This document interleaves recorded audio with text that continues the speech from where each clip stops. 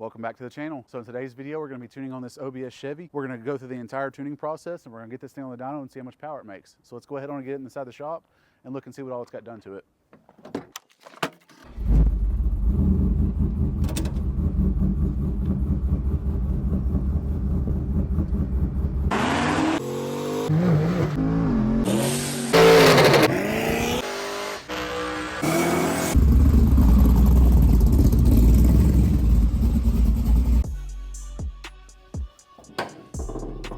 She's pretty looking. All right, so we got 6-liter trick flow heads. It's got the Delphi 50-pound injectors. Fortunately, we have a snake eater throttle body, but hopefully that's not a big deal. Holley high ram. Still have the MAF in a 4-inch tube, so that's good. Long tube headers. We got air conditioner. Turnstile fuel system that is deadheaded with no reference on there. So everything looks good. Let's get this thing backed up and get underneath it.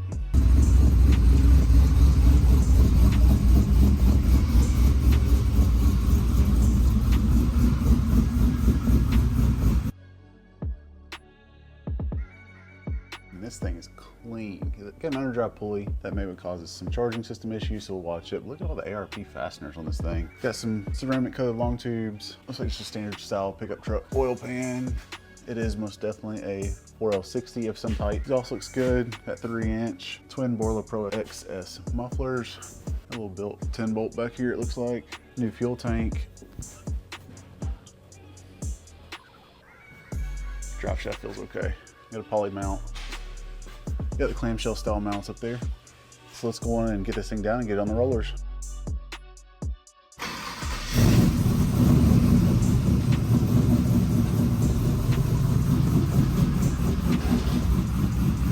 Now, it's been a couple episodes back when I showed this, but I don't know how many of you guys are Cletus fans, but Cletus just had a strap pop on him when he was dynoing the Rat Rod Supra.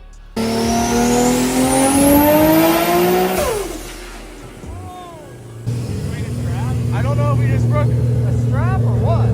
Woo, the strap slipped. Oh my gosh. Dude, that was sketch. That was. I don't know whose eyes were bigger, mine or yours. I was like, please don't do this. I know. We've never had a dyno crash, and I don't want to be in a dyno crash compilation video. I was like, oh That's boy. the beauty of 4 straps, though. One failed.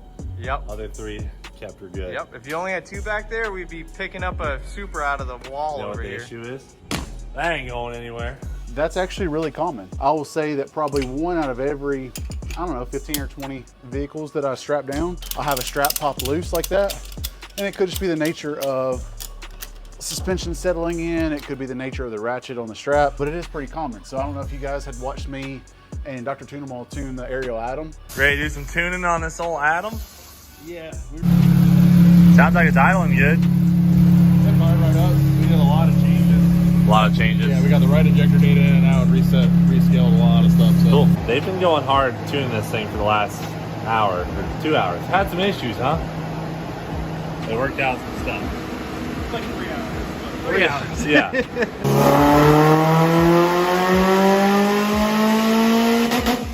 But that was one of the first cars that I was actually there at their shop on the dyno with, and they had strapped it down with 2 straps, and I was like, no, I've always got to have 4 straps. 2 going forwards, 2 X'd, and what we'll do is we'll tighten up our 2 straps here. I'll release the air brake, we'll self-center the vehicle, then we'll tighten up our X straps, and then we're good to go to get on the dyno.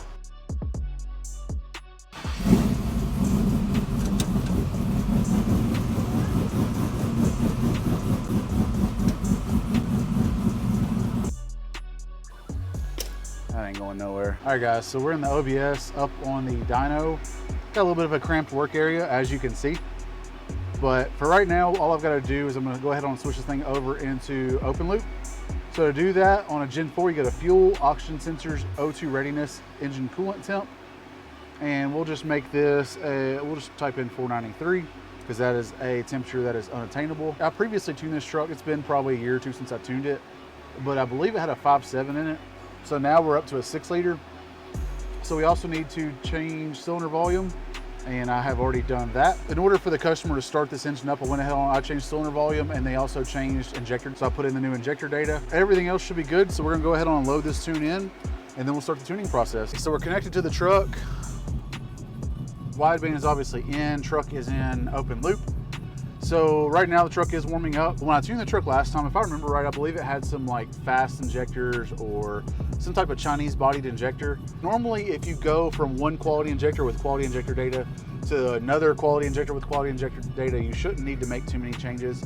But this one, we're gonna be a little bit farther off than I anticipate, I'm sure. We're using the 50-pound Delphi injectors from like 11 to 13 Escalade flex fuel. So because of that, we know our injector data is gonna be good. The only other thing that I think is going to cause us any issues on this is, as you guys saw, we have a Snake Eater performance throttle body. Now, I will say that I saw a recent post from Snake Eater saying that they're going to drop all of their parts that are built overseas, but unfortunately, this is an overseas throttle body. This is literally just the copy of, if you look on Amazon, you just type in 102mm throttle body, you'll see where China offers it. This is literally one of those with just their name brand etched into it. So, may run into some slight idle issues. So far, we're doing okay. Customer was happy with how this thing drove before. We should be able to get it dialed in okay. Also, what I'm gonna do is I'm gonna go ahead and put up the specs on the camshaft. This customer really likes trick flow stuff, so he decided that he wanted to run a trick flow camshaft, and it's a pretty big camshaft. So going through the specs, we have a 238, 242 at 50, 595 lift, which is kind of strange with that much duration, but that's okay. Lobe separation angle is 112. And it doesn't say anything about it being advanced. So this camshaft says fair idle, good mid-range, strong top end power, 3,000 to 7,000 RPM power band. Computer modifications recommended, obviously. Compression, 10.5 to 1 minimum. So this camshaft mixed with this high ram, this thing's gonna wanna rev. So we're probably gonna end up revving this thing out to 7,000 plus. I don't know, honestly, I don't know if this thing's really gonna make much more power than like what a normal, say, L76 would make with just a quality small LS3 camshaft or even a Truck Norse camshaft. So I'm not sure if you guys have watched my videos previously on the trucks, but traditionally a 6-liter or a 6.2 on this dyno with a Truck Norse cam will usually make right around that 360 wheel. And honestly, looking at the cam specs on this thing and knowing that we have the high ram on here, I don't really anticipate it making much more than that. I honestly think it's going to be down on torque in the low to mid range, and I think it's going to make good top end power. Which, now I will say this truck has a 410 gear, so that does help tremendously. So this thing should actually feel pretty spicy, but it's just going to have a massive loss of mid range torque. So we're going to rev this thing out, see how it does. But again, we'll say between 360 and 375 to the tire is what I'm expecting this truck to make power-wise. Again, we're on a Mustang dyno. I am going to be dynoing in second gear. We do have a 410 gear. We've got 20-inch wheels with a 275 40/20. So we've got a couple variables that's going to cost us a little bit of power. But overall, it's just going to be a strong running truck. So truck's warmed up now. Everything seems okay. Again, we're in open loop. Looks like fueling's off a little bit. If you look at this is actual versus commanded. Again, this engine has been changed and the injectors have been changed since I tuned this thing last. But also, as we talked about before, using a wideband at idle, especially with a lot of overlap, it's not the greatest. Like this truck right here with this much overlap, this is what a lot of guys are gonna say. You know, they're gonna have their vehicles tuned, they're gonna call their tuners back saying, hey, this thing, it smells rich. It's honestly just the overlap.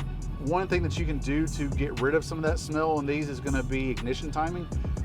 A lot of guys are gonna just automatically point fingers at injection timing, but as you'll work around, you'll see that injection timing really doesn't have as much impact as you would think, and ignition timing actually has more. When you retard idle, ignition timing puts more heat into the exhaust, helps to burn more of a complete mixture, so it honestly just helps emissions all the way around. So we may end up, because of overlapping this camshaft, I may end up reducing some idle timing a little bit, but either way, again, we're in vehicle simulation mode. Just like always, we are in, I believe we're in hybrid mode right now on the map. We are. So anytime we're in hybrid mode, even though you'll see this high RPM disable at 4,000, we're honestly just cruising on the MAF only, essentially. The VVE table right now is only gonna be really utilized in transient conditions. And I mean, just some minor drivability stuff as far as fueling goes. But for the most part, we're gonna be cruising MAF only, just because even though this is set to what it is. So let's go ahead and put this thing in gear and get rolling.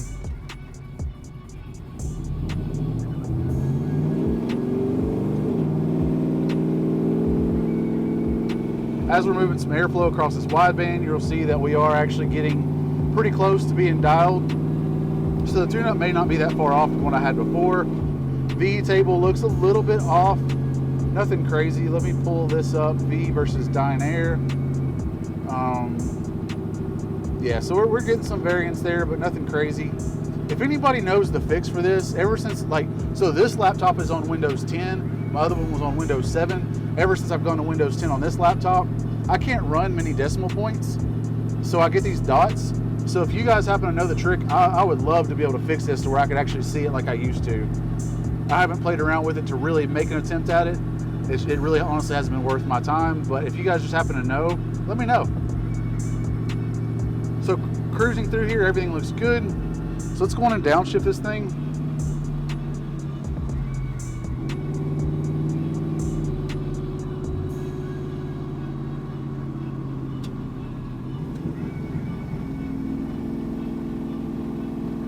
We're gonna lock it in a second. Converter locked. Let's do a little partial rip. Lifting, truck is definitely lean, which is a very good sign. That obviously means, well, it could be a good sign. It means one of two things.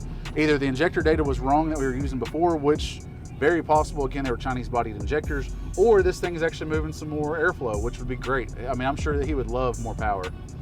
So let's go on and shut this thing off and we'll work on the tune. All right, so looking through the data, obviously that was a very short pull and that was second gear. Probably gonna need to do some more fueling stuff in third gear. Like we won't do power pulls in third gear just because of wheel speed, but I may do some minor changes, like especially in the mid-range in third gear to try to give this thing some more load. But as you see right here, I mean, there's some spots where we're like, 15% off, which is, I mean, that's a good bit different. So you'll see VE is low. So as of right now, everything is pointing towards this thing is making more power. Doesn't necessarily mean it though. It could have just been our old injector data was wrong. I'm gonna go ahead and start this thing back up. I'm gonna get it into third gear and we're gonna go run it up to probably 4,500 to maybe 5,000 RPM or so in third gear and try to get the lower half of this MAF cleaned up. And at the same time, I'm also gonna pay attention to VE. So let's go ahead on and do that.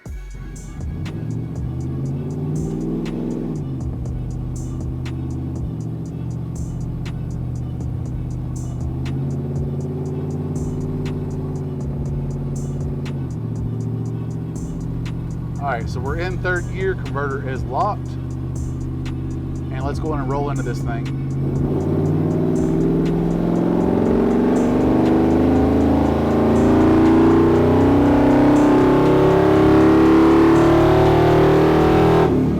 All right, lifting, we're approaching 100 miles an hour wheel speed, which I don't like anything more than that in these swap trucks like that.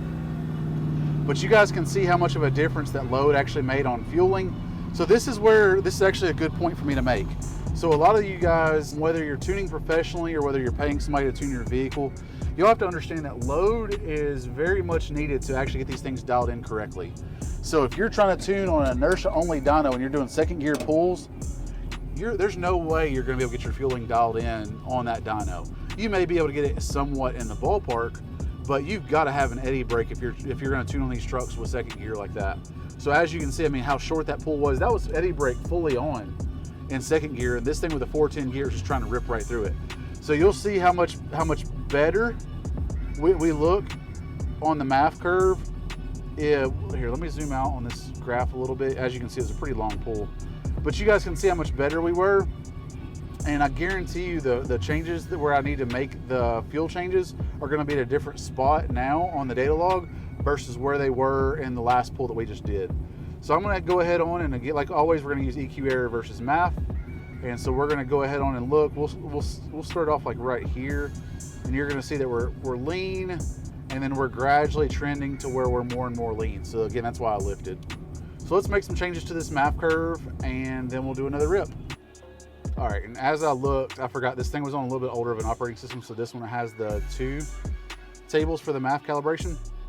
So I went ahead and set up my layout to actually show where the data logger is going on the 2 MAF tables. So we're gonna actually make the changes from 6,800 to 8,400. So we're gonna copy that. We're gonna go to 6,800 on the airflow versus frequency high. We're gonna right click, we're gonna multiply by %. And then what we can do is we can kind of look at the trend and you'll see where we need to be. So For now, we're just gonna go ahead on and use this 11.63%. So we're gonna go to 8600 and up. Multiply 1.1163. So this is where we're at now. Obviously, we're gonna need to make some adjustments down low, but we're not there yet. I will probably load this in a little bit lower of RPM in third once we load it in this revision, and we'll go from there. All right, so math changes have been made. We're gonna go ahead on, we're gonna do the exact same thing over again. This time I may try to load it in a little bit earlier.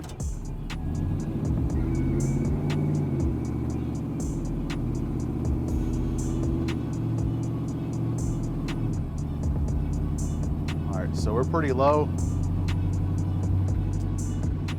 So let's get in it.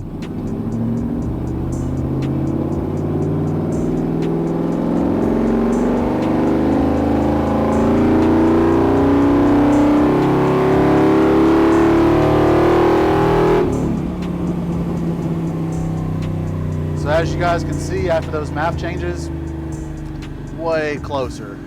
Now, just like what we saw a little bit on the Impala, the math on this thing is kind of turbulent. So I'm gonna keep trying to make it work, but we may end up going to speed density on this one as well. So obviously we're gonna need some fuel down here, down low. You can see the frequency that we're at. And as frequency starts to increase, like obviously I made the changes from like 6,800 up, which is right here. So you'll see basically from 6,800 up, this tells you the percentage that we're off, and you'll see how close we are. So we're already pretty close there. I'll make the changes to the lower part of the math. And then what we're gonna do is I'm gonna try to get as much math data down low, basically close to idle as I can. And then we're gonna start working on the V table a little bit. All right, math changes have been made at wide open throttle. So now we're gonna work on the math a little bit down low. So the best thing to do on these that I've noticed, obviously, if you guys are doing this and you're not on a dyno, just putting your vehicle in disabling long-term field trims, putting your vehicle in math only where the high RPM disables at 100, you know, other one is at 50, that would do just fine. As we progress in these videos, I will show you basing math changes off of dynamic airflow is a little bit more accurate. But again, we're just trying to take baby steps as I'm trying to teach you guys. So right now what I'm doing is I'm gonna put this truck into drive, and I'm going to try to control throttle to where I can fill all the cells. Again, the dyno is loaded, so I can actually maintain, you know, speed halfway decent. Now, if I feel like I need more load, I can actually increase the load on the dyno, which is why I prefer doing this style of tuning on the dyno. But what I'm doing now is if you guys are watching, you watch the frequency in my table right here, you'll see where I can just give it a little bit more pedal and adjust the frequency that we're looking at. Again, this is me more roughing it in than it is anything, because normally I would just be calculating this off of dynamic airflow, but I do a lot of these changes, like basically in every video that you guys are watching me make, I'm kind of changing my tuning style up a little bit to try to show you guys the way that I would recommend you guys do it at first. So all I'm gonna try to do is I'm gonna try to fill this data in up to like 5,600 hertz or so.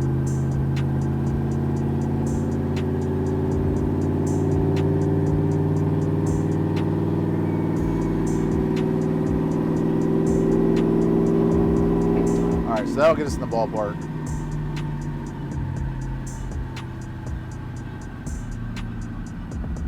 So now all I'm gonna do now is I'm gonna take these percentages, I'm gonna input them into the low math table, and I'm gonna keep retesting. Also, while I'm loading this in, I want my members to understand that YouTube's been a little bit slow on the analytics for my members. And what I didn't wanna do is I didn't wanna release members only video if some of you guys couldn't see it. So I've been waiting on it to populate the members, that way I can get that video dropped. So just know in the next day or so, I'll start the first video, and then we'll go ahead on and we'll start making videos a lot faster now that it's actually showing me names and it's giving me a list of people that are members now. So I just want to make sure you guys know that, like, hey, I haven't forgot about you. It's definitely coming. But there for a couple days, it was actually showing me, I could see some of the members' names, but it wasn't actually showing that there was actually any members. So if I was scared that if I put out a members only video, that you guys weren't even going to be able to see it. So also, I guess I need to drag my extension cord in here to plug in the laptop. Also, if you're new here, first off, I appreciate you watching. Hopefully I can teach you something, but I do have a members only subscription where if you look in the link in my description, you'll see where you can click it to become a member. The silver level and above, I'm going to be making members only videos, which is basically going to get the information to you guys faster. Got a lot of topics I'm going to cover, like tuning a MAF with dynamic airflow, building a VE table where it'll actually calculate in the background on all three, Gen 3, Gen 4, Gen 5. We're going to just get more in depth because I know some of this stuff is actually boring to some of you guys that are watching, but to the guys that really want to learn, that's the members only videos is going to be where you're going to get the majority of your knowledge from. In my opinion, that's going to be more of me sitting at my desk in my studio and we're going to go over each individual topic. I'm also going to allow you guys to leave me comments and you tell me what the next video we're going to make is. So that's just, you know, I've had a ton of guys asking me if I'm going to offer a tuning course. I am not. I'm just going to base it off of this because ultimately this channel, I want everybody to understand how to tune their vehicle, and we're going to start to get into more cool stuff like doing our own builds, and I'll even take you guys with me when I travel to other states and other countries to tune. I want you guys to follow along and you guys can follow me there and see what we're doing there. So anyways, MAF changes have been made. I'm gonna go ahead on and sweep through this thing again, see how much better it's gotten.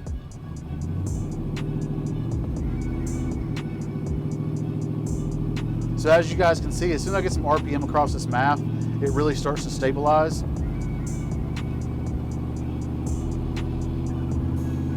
Again, if you're noticing, this is the live EQ error. I've got to get this set up to where you guys will be able to see it better, but this is what I'm seeing live. So you can see actual versus commanded. I mean, we're pretty damn close now. So we've got a little bit of fuel that I can pull off right there. But for the most part, I'd say we're just about dialed. So let's go ahead on and look into the VE table. So again, to see the VE table, it's considered virtual volumetric efficiency. We're gonna go up to edit. We're gonna go to virtual volumetric efficiency. And this is the current table that we're on. Now this is the table that I had dialed in for the other engine. And it looks like so far we're somewhat in the ballpark. Seeing quite a few changes needing to be made that I honestly believe is due to bad injector data whenever I did my first tune. Sometimes there's nothing we can do about that. So you guys, if you're working on your builds and you want to cheap out on certain things, you're more than welcome to. The sloppy mechanics guys, I love those guys, man. They put so much thought process into what they're doing.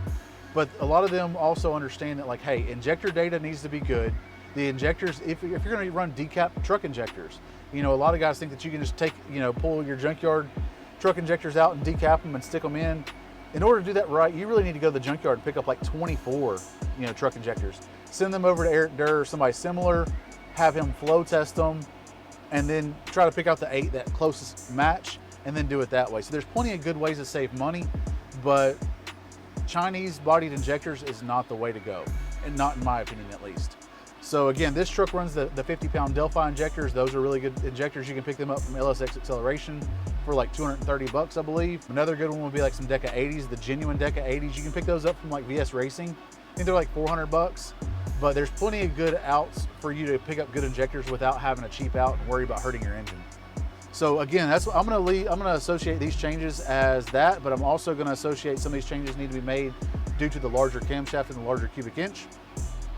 But instead of going ahead on and working on the V table at the moment, let's go ahead on, I'll hook up the tack signal for the dyno, and let's go ahead on and do some wide open throttle pulls, and then I'll work on my V table at the same time. So we're gonna go ahead on and do a test riff. We're gonna run 3,000 to 6,800. I'll probably increase the RPM on the dyno shortly, but for right now, let's just stick with this. So we're gonna get the transmission over into second gear. We're gonna lock the converter up.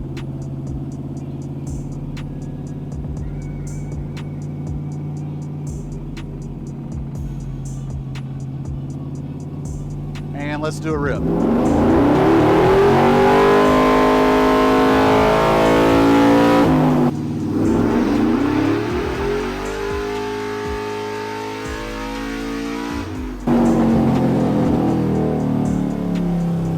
Dyno is stopping. I think we were spinning on that pull.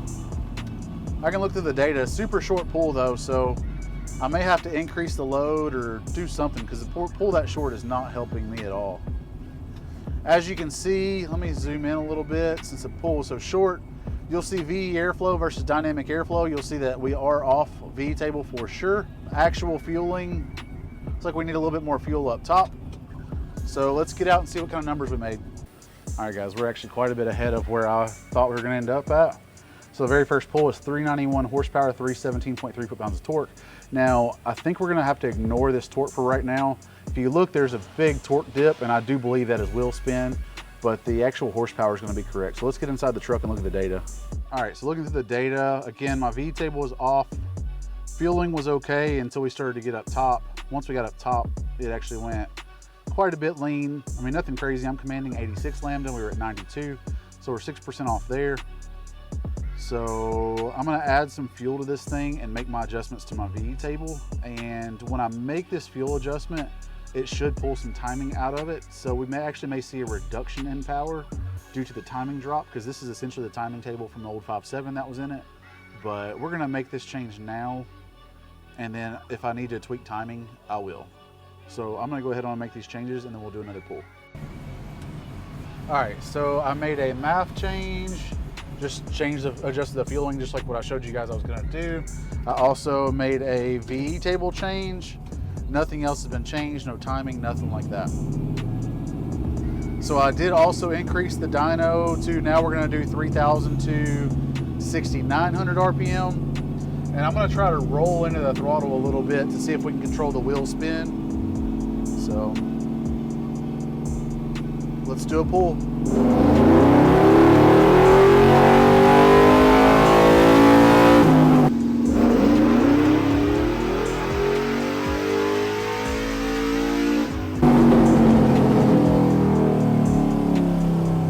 So rolling into the throttle was much better.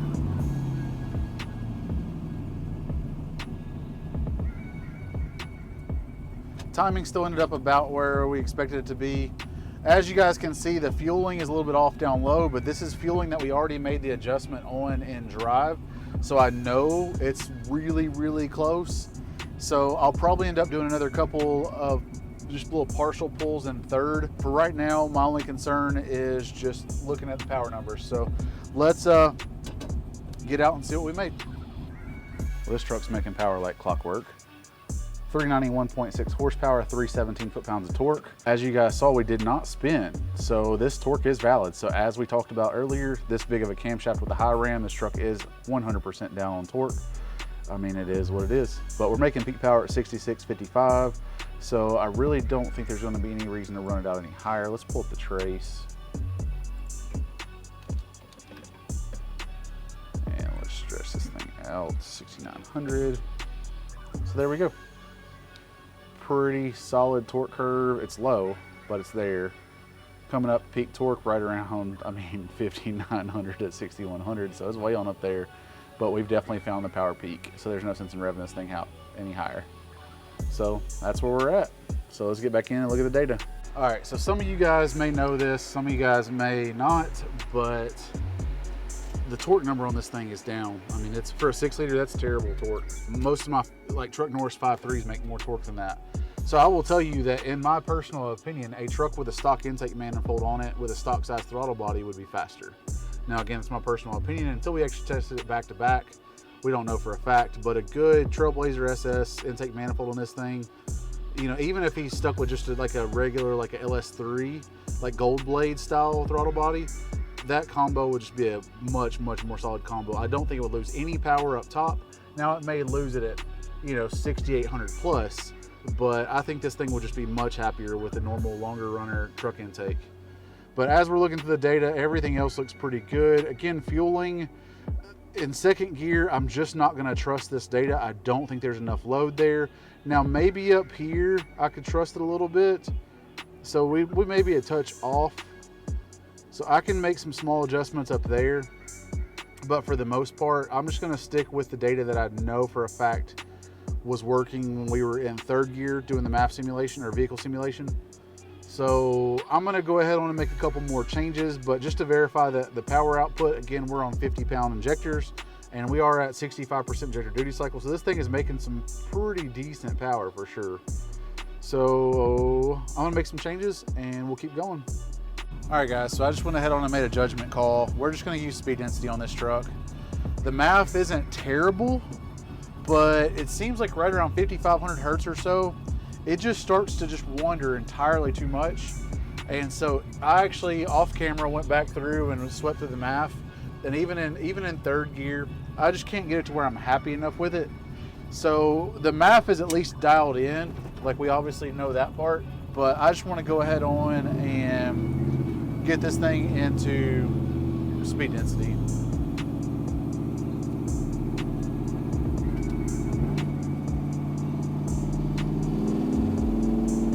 So as you guys can see, I mean, we're already pretty close.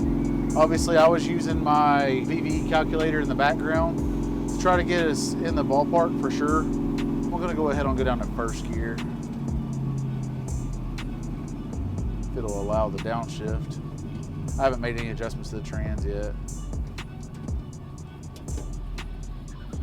Get it slowed down. This shifter also has an issue, so I may have to just do second gear instead of first. So what I will do is I will just kind of sweep through. Yeah, this shifter's not letting me go down into first. So I can just kind of run through RPM. And this right here is going to give me an idea of my shape and how close we are on that, which obviously we're basically perfect. We're close enough, it's fine. So I'm gonna go ahead on and make sure the shifter is for sure in the second gear.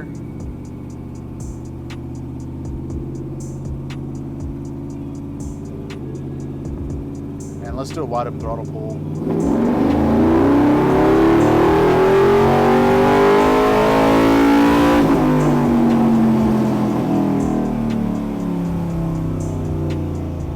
So as you guys can see how good it is whenever I'm calculating V in the background. Again, if you want to see that, I will eventually make the video on for everybody, but the channel members are going to have first access, and they're going to have first access for quite a bit longer than what everybody else will get it. So this is what I'm looking at right here. So this right here, this is one of the operating systems where I can't disable desoot mode, just like what we had in, forget which other video it was. We've seen this before where we'll get this random little lean spike. So if you look, fuel, general, scroll all the way down to the bottom, you'll see that desoot is not there. So that is just the nature of desoot. But otherwise, I need to make just some minor changes. But the fueling looks much more stable now than what it did before.